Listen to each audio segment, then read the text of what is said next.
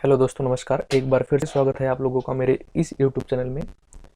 उम्मीद करते हैं कि आप लोग अच्छे होंगे और पढ़ाई कर रहे होंगे, क्योंकि इस समय अब ठंडी का मौसम आ गया है तो नींद ज़्यादा आती है और पढ़ाई कम होती है। लेकिन आप लोग पढ़ते रहिएगा, क्योंकि 8 से 9 10 घंटे आपको पढ़ना चाहिए। तो आप पढ़ते रहिएगा और नींद भी भरपूर लीजिएगा, यानी कि 7 8 घंटे तो आप नींद लीजिएगा ही। तो आज से हम लोग देखेंगे कि ये भारतीय संविधान, यानी कि भारतीय संविधान के बारे में पढ़ेंगे कि ये भारतीय संविधान क्या होता है और इसमें कौन कौन सी चीज़ों को हम देखेंगे। तो भारतीय संविधान में हम सबसे पहले संविधान और संविधानवाद, इन दो शब्दों को समझ लेते हैं कि इन दो शब्दों का अर्थ क्या होता है। संविधान क्या कहता है और संविधानवाद क्या होता है, और फिर इसके बाद हम इन दोनों के बीच अंतर देखेंगे। तो इन चीज़ों को देखते हैं। तो जो हमारा संविधान है ये क्या कहता है? यह जो संविधान है यह एक आदर्शात्मक यह एक आदर्शात्मक, याद रखिएगा, आदर्शात्मक दस्तावेज है।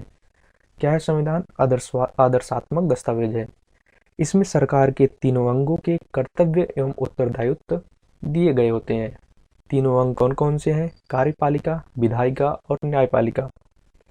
इसके कर्तव्य और उत्तरदायित्व जो होता है उस संविधान में दिए गए होते हैं। इसी लोगों द्वारा स्वेच्छा से अपनाया जाता है, यानी कि कोई जोर जबरदस्ती नहीं किया जाता है। इसे लोग जो होते हैं वो स्वेच्छा से अपनाते हैं। संविधान में जो होता है इसमें लोगों की भावनाएं निहित होती हैं। क्या होता है? संविधान में लोगों की भावनाएं निहित होती हैं। संविधान की उपस्थिति से नागरिक व्यक्ति के हित को सुनिश्चित किया जाता है, यानी कि जहाँ पे संविधान उपस्थित होता है वहाँ पे नागरिक और व्यक्ति के जो हित या अधिकार होते हैं उसको सुनिश्चित किया जाता है संविधान के द्वारा।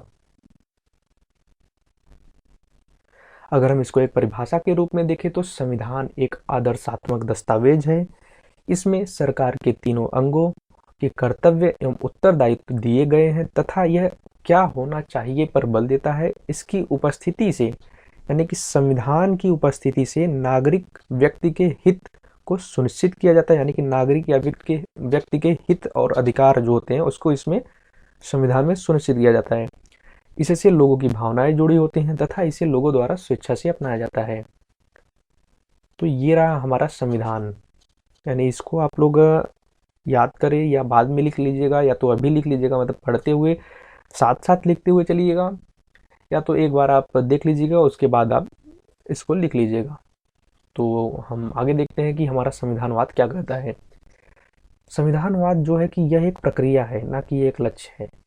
क्या? यह एक प्रक्रिया है जो कि लगातार चलती रहती है। यह लगातार चलता रहता है, यानी संविधानवाद जो होता है वो लगातार चलता रहता है। यह व्यवहारिक पक्ष पर बल देता है। इस पे व्यवहारिक पक्ष पर बल देता है। इसमें लोगों को हितों के लिए सरकार के अंगों, विशेषकर कार्यपालिका को प्रभावित किया जाता है, यानी कि जो लोगों के हित और अधिकार होते हैं उसके लिए सरकार के अंगों, विशेषकर कार्यपालिका को प्रभावित किया जाता है। अगर जैसे कि लोगों के हित और अधिकार जो हैं उसको अगर कार्यपालिका द्वारा रोका जाता है तो इसमें कार्यपालिका को प्रभावित किया जाता है संविधान के द्वारा। संविधान में चीज़ें लिखी रहती हैं कि लोगों के हित और अधिकार क्या क्या चीज़ें हैं। इसमें वास्तव में सिविल समाज, एनजीओज, दबाव समूह इत्यादि मतलब कि मीडिया, अनौपचारिक समूह आदि शामिल होते हैं। अतः संविधान के अंग वे सभी ठीक प्रकार से अर्थात पहले से अधिक बेहतर कार्य करते हैं।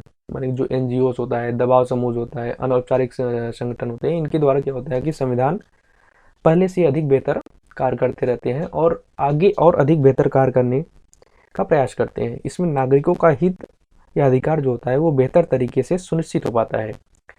किसमें? संविधान में क्या होता है कि इसमें लोगों के अधिकार और हित जो होते हैं वो बेहतर तरीके से सुनिश्चित हो पाता है।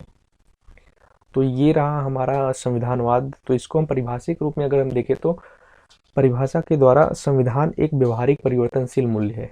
क्या? व्यवहारिक परिवर्तनशील मूल्य है। यह वर्तमान परिप्रेक्ष्य में क्या होना चाहिए के स्थान पर क्या है की बात करता है। और जो हमारा संविधान था उसमें क्या था कि उसमें क्या होना चाहिए पर बल देता था, लेकिन इसमें क्या है कि क्या है पे बल देता है। इसके क्या होना चाहिए के स्थान पर क्या है पर बल देता है। और जो संविधानवाद है ये सिखाता है कि सरकार के तीनों अंग पहले से अधिक उत्तरदायित्व का निर्वहन करें। तो ये रहा हमारा संविधानवाद। तो संविधान और संविधानवाद, इन दोनों चीज़ों को आप समझ गए होंगे। तो हम लोग अब देखते हैं कि संविधान, यानी कि जो संविधान और संविधानवाद, संविधान और संविधानवाद में अंतर क्या है। तो जो संविधान है ये कहता है यह एक आदर्शात्मक दस्तावेज है, और जो हमारा संविधानवाद है यह एक व्यवहारिक होता है। यह सैद्धांतिक पक्षों पर बल देता है और ये उसके क्रियान्वयन पर बल देता है। यह मानकीकृत होता है और ये अनुभववादी होता है। ये तीनों अंगों को परिभाषित करता है। जो संविधान होता है ये तीनों अंगों को परिभाषित करता है। और ये क्या करता है, ये संविधान के अंगों पर दबाव डालता है। क्या करता है, संविधान के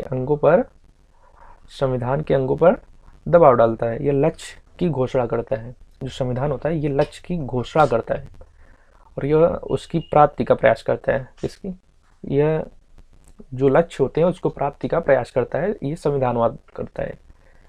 इसमें क्या होना चाहिए, यानी व्हाट शुड वी, इस पे बल दिया जाता है। और इसमें क्या है, यानी व्हाट इज पर बल देता है। तो ये रहा हमारा संविधान क्या होता है और संविधानवाद क्या होता है, तथा संविधान और संविधानवाद के बीच जो अंतर होता है उन चीज़ों को हम देख चुके हैं। तो उम्मीद करते हैं कि आपको ये चीज़ें समझ में आ गई होंगी। हम लोग अगली क्लास में क्या पढ़ेंगे कि संविधानवाद जो होता है कि थोड़ा सा इसमें भारतीय परिप्रेक्ष्य में देखेंगे कि संविधानवाद की चुनौतियाँ क्या क्या है। तो उसको चुनौतियों को देखेंगे। उसके बाद इसमें संविधानवाद में कौन कौन से सुधार करने चाहिए उसको देख लेंगे। तो हमारा ये टॉपिक खत्म हो जाएगा। उसके बाद हम लोग भाग 1 से, यानी संघ राज्य क्षेत्र से स्टार्ट करेंगे, और फिर उसके बाद नागरिकता, मौलिक अधिकार और डीपीएसपी, मूल कर्तव्य, इन सब चीज़ों को देखते हुए आगे बढ़ते हुए चलेंगे। तो उम्मीद करते हैं कि आपको ये चीज़ें समझ में आ गई होंगी। अगर फिर भी किसी भी प्रकार की कोई दिक्कत, परेशानी होती है तो आप लोग कमेंट करके ज़रूर बताइएगा। तो मिलते हैं आपसे अगले वीडियो में, तब तक के लिए धन्यवाद। क्या धन्यवाद।